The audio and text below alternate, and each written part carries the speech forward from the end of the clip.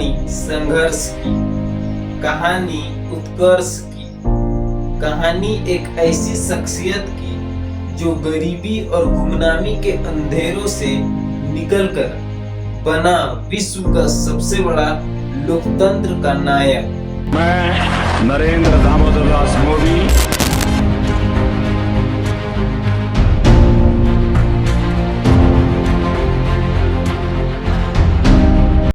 कौन है ये व्यक्ति? चलिए आज हम इसके बारे में चर्चा करते हैं। एक ऐसा व्यक्तित्व जिन्हें राजनीति का र तक नहीं आता था।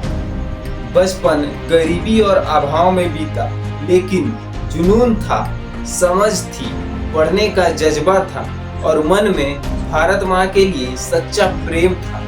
जीवन ने उनके सामने जो भी परिस्थिति रखी वह उसमें से खुद को ढालते चले गए। नाम है नरेंद्र दामोदर दास मोदी। बचपन में रेल की डिब्बों पर चाय बेचते थे या फिर हिमालय के चोटियों पर तपस्या। मोदी जी का एक ही लक्ष्य था, सेवा सेवा और सेवा। जब पार्टी ने मोदी जी को गुजरात का जिम्मेदारी सौंपा तो वह जुट गए अपनी लक्ष्य सेवा पूर्ति में। ये देश गरीब नहीं है, अमीर देश के लोगों को गरीब बनाया गया है, राजनीति हेतु पार करने के लिए बनाया गया है। देश अमीर है, लोग भी अमीर बन सकते हैं।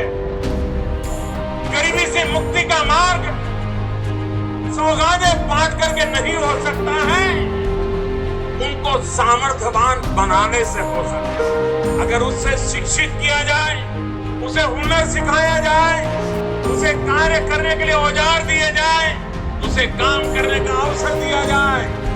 काम कितना ही कठिन क्यों न हो, लेकिन देश का भला गरीबी की मुक्ति में ही है। बिना किसी संकोच से सेवा करने का ही परिणाम था कि भारतीय जनता पार्टी एक के बाद एक चुनाव जीतते चले गए।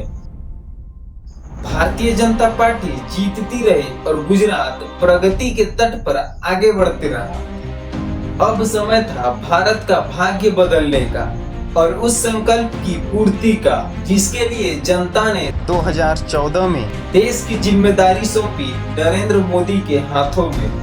माँ भारती के सेवा में तन मन और जीवन कैसे अर्पित किया जाता है, गरीब की सेवा कैसे की जाती है और देश को कैसे चलाया जाता है, भारत ही नहीं पूरी दुनिया ने देखा।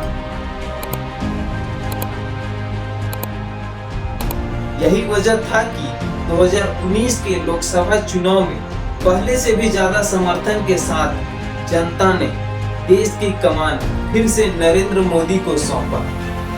और अब मोदी जी का लक्ष्य है देश की आकांक्षाओं की पूर्ति करना, जिसके दिल में जनता की सेवा और उसका ही हित सर्वोपरि हो, एक श्रेष्ठ भारत के संकल्प की पूर्ति का चिंता हो, ऐसे सच्चे सेवक का इतिहास रचना निश्चित है।